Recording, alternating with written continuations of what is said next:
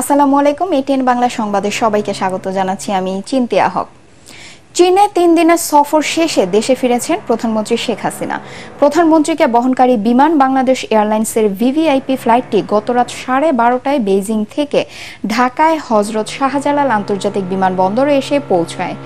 সেখানে তাকে অভ্যর্থনা জানান মন্ত্রী পরিষদের সদস্য সহ সরকারি কর্মকর্তারা। এ সময় ফুলের তোড়া দিয়ে প্রধানমন্ত্রীকে স্বাগত জানান আওয়ামী লীগের সাধারণ সম্পাদক এবং সড়ক পরিবহন ও সেতু মন্ত্রী ওবায়দুল কাদের। এর আগে স্থানীয় সময় রাত 10:15টায় বেইজিং ক্যাপিটাল আন্তর্জাতিক বিমানবন্দর থেকে দেশের উদ্দেশ্যে রওনা হন প্রধানমন্ত্রী শেখ হাসিনা। চীনের প্রধানমন্ত্রী লি কিয়াংয়ের আমন্ত্রণে গত 8 জুলাই বেইজিং সফরে যান শেখ হাসিনা। কোটা সংস্কারের দাবিতে আজ আবারও আন্দোলনে নামবে শিক্ষার্থীরা। বিকেল 3:30টায় রাজধানী সহ সারা দেশে ব্লকেট কর্মসূচি পালন করবেন তারা। গতরাতে সংবাদ সম্মেলনে তারা জানান, নাতিপুতি নয়, কেবল মুক্তিযোদ্ধার সন্তান প্রতিবন্ধী ক্ষুদ্র নৃগোষ্ঠীর জন্য কোটা রাখায় কোনো আপত্তি নেই। একই সাথে কোটা সমস্যার যৌক্তিক সমাধানে নির্বাহী বিভাগের সর্বোচ্চ পর্যায় থেকে প্রতিশ্রুতি পেলে আন্দোলন থেকে সরে দাঁড়ানোর ঘোষণা দেন তারা। খেলার খবর।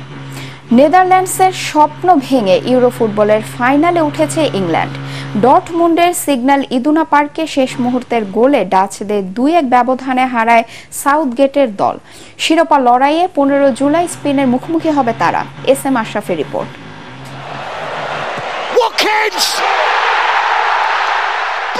শেষ হয়েও হইল না শেষ। রবি ঠাকুরের কবিতার লাইন মনে করিয়ে দিলেন অলি ওয়াটকিনসন। ঘড়ির কাঁটায় তখন 90 মিনিট। অতিরিক্ত সময়ের প্রস্তুতি নেওয়া ম্যাচ অ্যাস্টন ভিলা তারকা শেষ করে দিলেন নির্ধারিত সময়েই।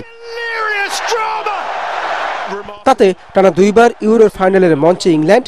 এই জয় প্রথমবারের মতো নিজ দেশের বাইরে আয়োজিত কোনো বড় টুর্নামেন্টের শিরোপার মঞ্চের টিকিট পেল থ্রি লায়নরা।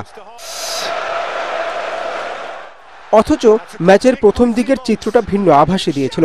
সমর্থকরা ঠিক মতো নড়ে চড়ে বসার আগেই ইংলিশ গ্যালারিকে স্তব্ধ করে জাভি সিমন্স এগিয়ে নেন নেদারল্যান্ডসকে।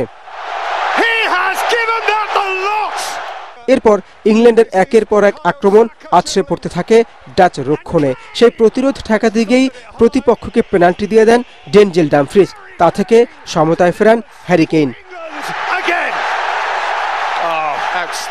কেউ কাউকে ছাড় নয়, আক্রমণ পাল্টা আক্রমণে দর্শকদের বিমোহিত করা ম্যাচে 23 মিনিটে এগিয়ে যাওয়ার সুযোগ পায় ইংলিশরা। তবে ডাচ রক্ষণে আটকে যায় ফিল ফোডেনের শট। দুই দলের গোল মুখে বাধা হয়ে দাঁড়ায় বারপোস্ট। 29 মিনিটে ডামফ্রিসের হেড, 32 মিনিটে ফোডেনের শট ফিরে গেলে এগিয়ে যেতে পারেনি কোনো দলই।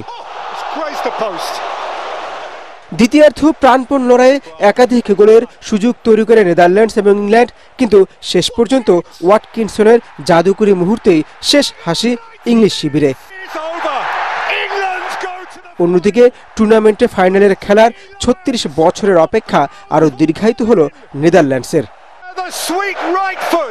S M Ashraf, ATN Bangla. পরবর্তী সংবাদ দেখার আমন্ত্রণ জানিয়ে এখনকার মতো শেষ করছি। এটিএন বাংলা সংবাদ ইউটিউবে দেখতে ব্রাউজ করুন youtube/ATN Bangla News। ধন্যবাদ সবাইকে।